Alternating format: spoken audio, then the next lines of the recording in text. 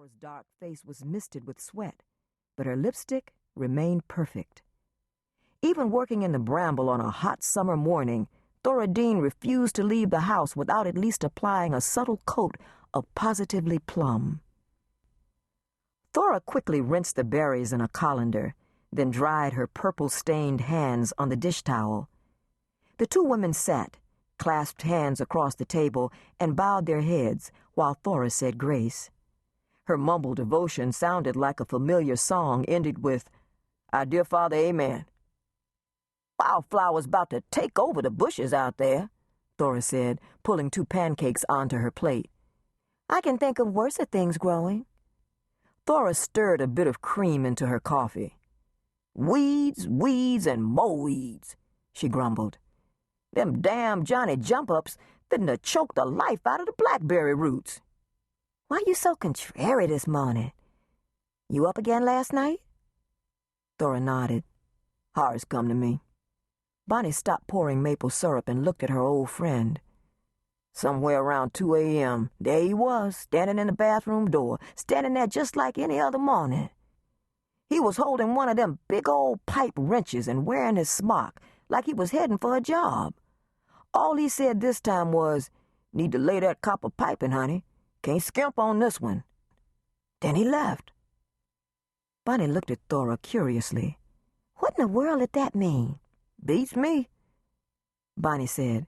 "He was a lot less talkative in this dream." "Wasn't no damn dream, and you know it." Bonnie tossed her hand. "You and all that foolishness. All I need right now is to start believing in hats and things." They heard a truck pull up outside, then a door slammed shut. Thora's eyes shot up to the wall clock. Then she dabbed her mouth with a paper napkin. "Tally late again this morning," she said. "Only 20 minutes. "This time." "How often do we get our mail late?" Bonnie always defended Tally when he was running behind on his deliveries. "For fact, I can't remember the man taking more than a day or 2 off in the 6 years he been delivering our mail." 5 years, Thora corrected. "And Tally took plenty of days off. We just ain't got our mail till he come back." "Well, he do all right for me." Blackberry Corner was the last stop on his route, and she recognized that Tally was one of only 2 mail carriers for the Canaan Creek Post Office, so he was responsible for 7 miles worth of mail deliveries every day. Sometimes when Bucky Elworth's arthritis acted up, Tally would take on the additional shift and deliver to the entire Tri-County area of Pertwell, Manstone, and Canaan Creek, affectionately called the Three Sisters. The gate squeaked open in the front yard. "Hey there, Tally," Thora called out. "Hope you got my check." "And my Spiegel catalog," Bonnie put in. "Seemed like I had every catalog the Lord ever made in my bag today." Tally's sack brushed the foyer walls. He slid it off his thick shoulder and set it by the kitchen door, then placed a bunch of letters into Thora's waiting hands. "It's still summer," he carped, "and here I got all these darn fall catalogs." In the years that Tally had worked this route, the color of his uniform had changed from navy to light blue to khaki.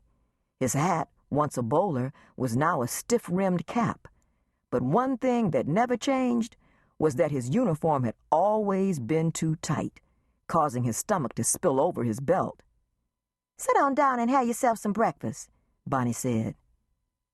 "You know I ain't got no time to sit," Tally said, even as he shifted a couple of pancakes from the platter onto his waiting plate and eased himself into the chair across from Thora. "I'm doing the Manstone run after this." "Still taking on extra shifts?" Bonnie asked. "Socking my pennies away," he said.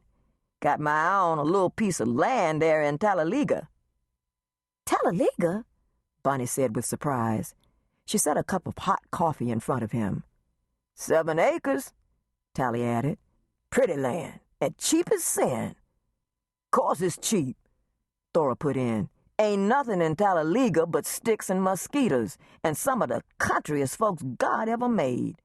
"Thora," Bonnie scolded. "She ain't lying, Bonnie," Tally said.